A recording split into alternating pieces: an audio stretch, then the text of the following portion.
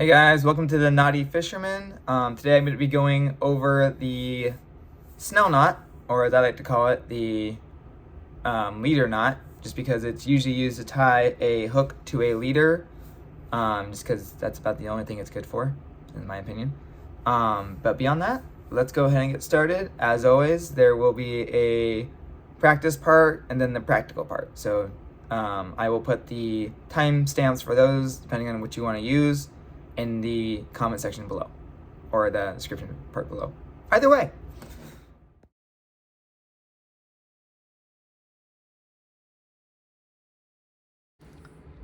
Alright guys, welcome to the practice part of this. Now, if you've seen any of my other videos, you know I usually only use this type of hook, so you're probably wondering what the heck this thing is. So, easy explanation with the Snell knot. These type of eyelets, as you can see, they do not look the same. Can drastically change which direction you need to come in from to tie this knot correctly. I say drastically, it's probably over exaggerating it.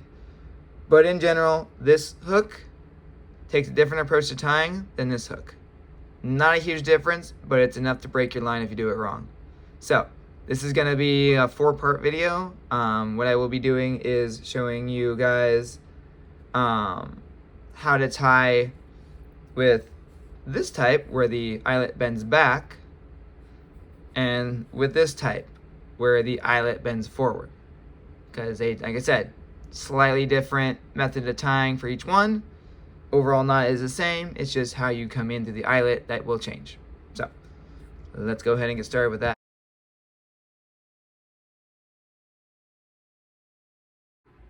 Alright guys, so I realized I hadn't shown you guys what I was talking about when I said a bait holder.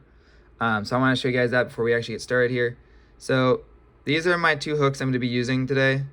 So I just want to give you guys an idea of what they look like and why I have the whole presentation different. So that right there is your single hook on both sides, right? Now, this is just a single hook. Like I said, got that single barb right there on the point. Great for holding on the fish and your skin if you screw up. And it has that back ending eyelet, right? It's bending backwards. Okay, so this is a very different hook. This is what I like to call the bait holder. So, gets its name kind of from the fact that it really holds onto your bait because it's got those 2 barbs in the back, the barb on the front, and this is where it's different from the other one. See that eyelet right there? That's bending forward. That is why it's going to be slightly different in the way I present to you guys today, just so you guys are aware of that.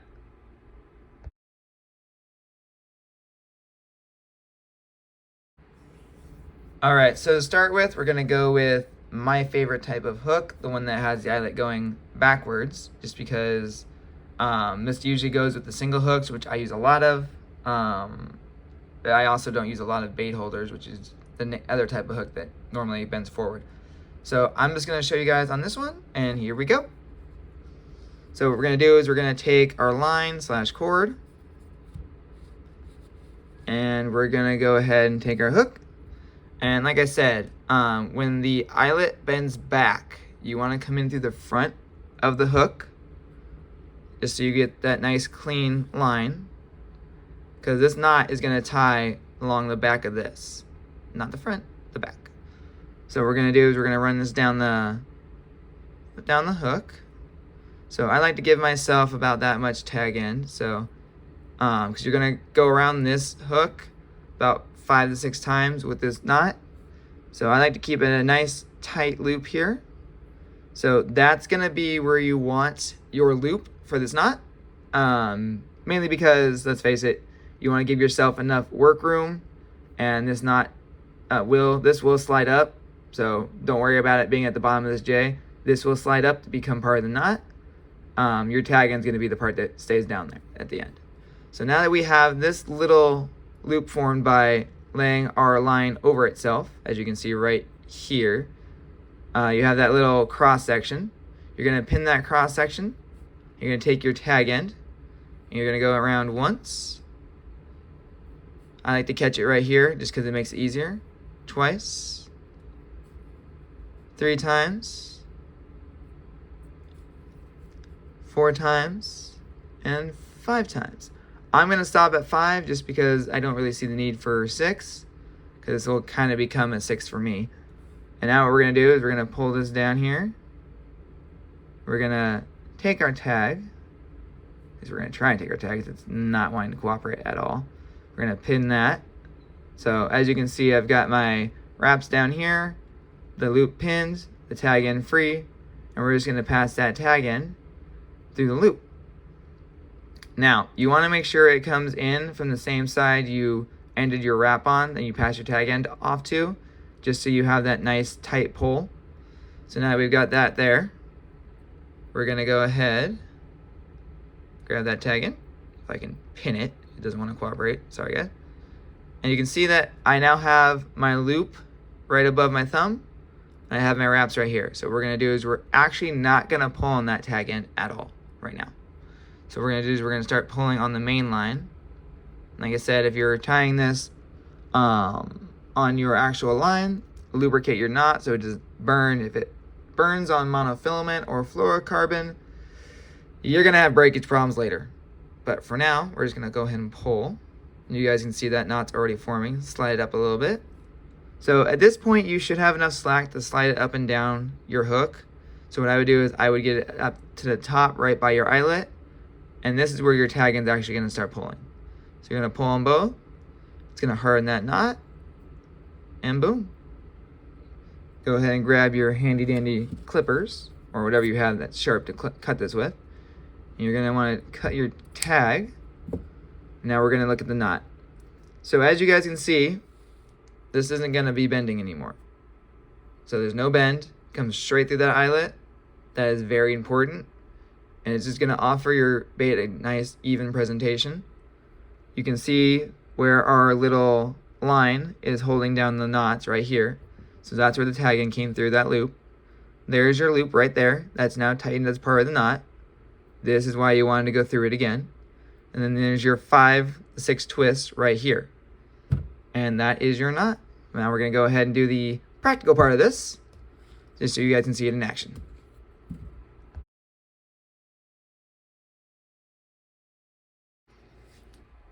Alright guys, so this is going to be the practical part of this one with the eyelet actually going backwards or bending back. So I got my 4-pound mono, got my little clippers here, love these things. And then I've got my size 8 mosquito owner hook, as per usual. Like I said, love these things. Alright, so as you guys can see, we got that bend in the back right here. So what it's doing is it's coming up and going backwards. This is going to be important for when we tie this knot. So what we're going to do now is we're going to move this out of the way, move the clippers, and we're going to go ahead and grab our line. I'm going to keep that tight. Yeah, you guys can see that. Loose as all heck. So what we're going to do now is we're going to take our hook, and normally I would go through the back, but for this knot, the way we want it to hang, we got to go through the front. So what we're going to do here is we're going to try and find that eyelet, because I can never see them. And what we're going to do is, I like to face it forward just for this part, just so I can see what I'm doing. And then turn it over, run that through. So I don't know if you guys can see the line right here. But I'm going to run it through and give myself about that much tag. And then what we're going to do is we're going to take our tag after we pin the line to the actual hook. Because I find this helps me make my loops a little bit better. We're going to go ahead, find our tag in because it's hiding. We're going to go ahead and grab like that. And what I like to do is I like to take my line and kind of pull it between my fingers like that. So as you can see, it's not moving. Well, this part is over here. And then when I take it away, I'm going to show you guys real quick. Ooh. Pulled a little too tight there. You guys can see I should have a loop right there. Okay, cool. So what we're going to do is we're going to pin that, and we're going to start wrapping it around our finger right here. So we got 1, 2, 3. Like I said, I'm going to do 5 turns just because it's easier, and 5. Not to mention, I don't really see the need for 6 turns. If you guys want to do 6 turns, that's Totally your preference. Go for it. I ain't judging. And then we have that loop right there, as you guys can see. And we have our tag end right here. So now what we're going to do is take our tag, if I can catch it. Come here, you stupid. And we're going to go ahead and just go straight through that little loop right there. All right, so as I said before, at this point, the tag isn't really doing much except, providing an anchor point so you don't have to hold on to the hook. So what we're going to do is we're going to go ahead and pull that. So as you guys can see, my loop is now gone. It's kind of sliding up the hook right there. And I'm going to go ahead and lubricate it now. Just because, as we all know, mono likes to burn itself. So what we're going to do is we're going to start pulling. You guys can already see it's kind of forming up there. So what we're going to do now is we're going to slide that up to the eyelet. And because it's already tight, we're just going to pull on that main line. And boom. You have a snelled knot. It'll stop moving. So as you guys can see, this is why we wanted to go through the front and not the back, because there is no bend in there. It goes straight to the hook. There is no potential for breakage beyond if the hook got burnt or the line got burned when you were pulling it. And now we have our tag end here. We're just going to go ahead and cut that off, because there is no need for that anymore. Yeah, I might have cut that a little too close, but what the heck. And there you go. There's your snell knot on the back bend. And now we're going to transition over and show you guys how to do this with the front bend.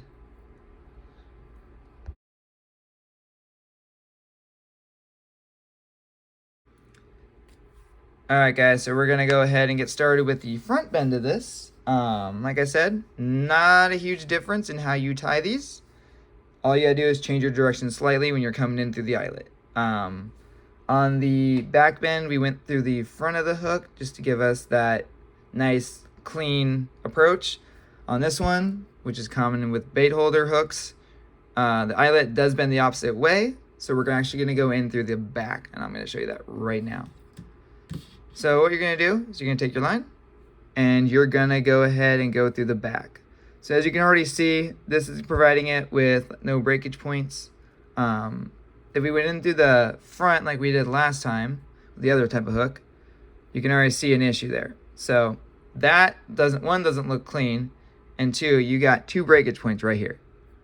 So yeah, you want to avoid that, because otherwise it's going to be a pain in the butt for both tying the knot and fishing with it. So we're going to go through the back, pull it down just like we did our other one. Gonna form that same little loop.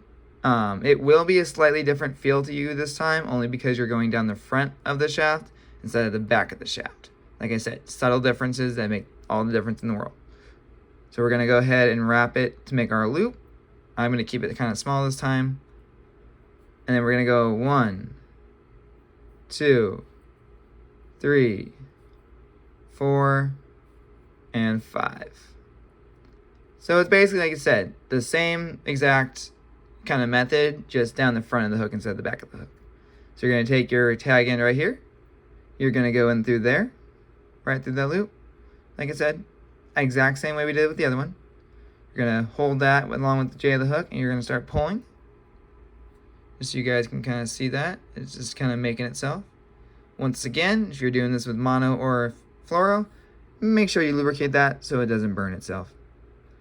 But yeah, like I said, not a whole lot different. The only difference is you're coming in through the back and going down the front. Like I said, not a huge difference, but it will make the difference when you're tying the knot. Especially if you do it wrong, it's going to look weird. It's going to feel awkward, and it's not going to do really well in the water. All right, so let's go ahead and show this on the different hook with our line.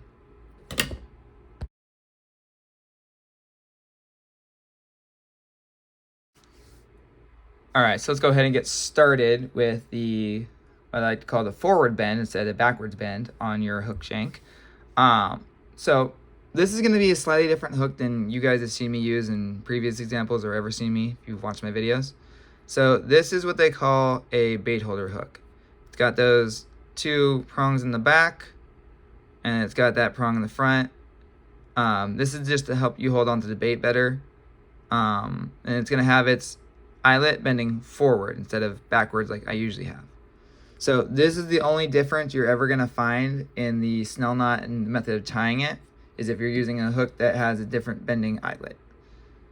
So we're gonna do, just like we just did, we're gonna go in through the back, we're gonna come down the front. So as you can see, I'm kind of pulling that through. So this one's gonna be a little trickier to tie on the actual hook, only because of those two barbs. So you're gonna wanna make sure you slip up over those, so it's not gonna provide a breakage point. So if you guys can see what I'm talking about, right here, you can see one of the barbs. There's one right below it that my fingers are hiding. So be careful of that when you're tying this knot. Other than that, we do have our loop formed right there. I don't know if you guys can see it, but it's right there. So we're gonna go ahead and pin that and get started unwrapping it. 1, 2, 3, 4, and 5. Now, one thing I forgot to mention on this type of hook is this is not an owner. So what this is a size 12 Eagle Claw bait holder hook. So like I said, different brands, different styles of fishing with it, and different types of hook construct will change how you tie this knot. You'll see a lot of Eagle Claws in like pre-tied leaders and things, and this is the knot they usually use to do that. So what we're going to do now is we're going to take our little line right here. We're going to pass it through that eyelet, or our loop, sorry. Wrong terminology. Bad, Chris. And if I can get it, there we go. So I'm already poking myself, so be careful with that. So as you guys can see, I've got all those wraps actually above the barb. So you want to make sure it stays above the barb, because you do not want the breakage there. It should slip over these when you start tying, but just keep that in mind. That is something to watch out for.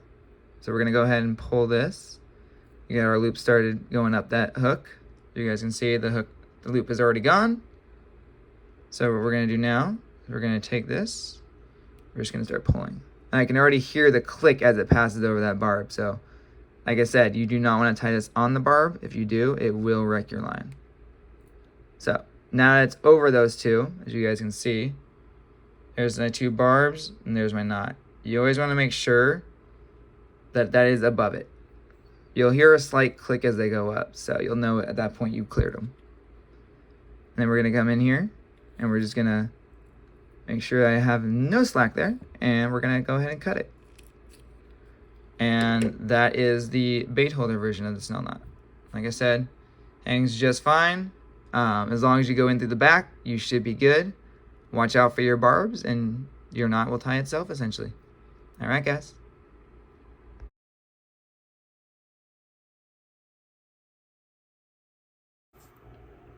All right, guys, so that is the Snell knot. Like I said, there's only a couple ways to tie it. It's going to depend on the hook you're using. So if you're using a bait holder, you want to go through the back and end up tying in the front. If you're using like a mosquito hook from Owner that bends backwards on the eyelet, you want to go through the front and come down the back, tie it on the back of the hook. Those are the only two differences in how to tie it. As I did mention before, the bait holder hook does have those two barbs in the back you have to watch out for. They usually have those barbs to help hold onto the bait, make the presentation a little easier for you when you're rigging up. I don't use them a whole lot myself, and I actually learned this knot out of curiosity more than anything. I was curious about how the companies were tying them after seeing them in the store so frequently. A lot of times this knot is used to tie a hook to a leader rather than the main line, just because it's not the strongest knot out there. If you're going to tie straight to your leader, I would probably suggest Palomar, actually any of the other three of the four beginner knots. I would only use the Snell knot myself if I'm tying to a leader. So that would be like something like you have a snap swivel, and you're tying a pre-tied leader to it, or clipping it on. That would be the only time I would really use this. Only because the other knots I feel are a little stronger and are less likely to slip. But like I said, this knot does work. I have caught fish with it. I learned it mainly out of curiosity and wanting to show other people how to do it. If you found this helpful, please let me know in the comments below. If you guys have any questions or suggestions for me, again, leave them in the comments. If you guys want to see more of this type of content, go ahead and like and subscribe. I will see you guys on the next video. Tight knots and tight lines.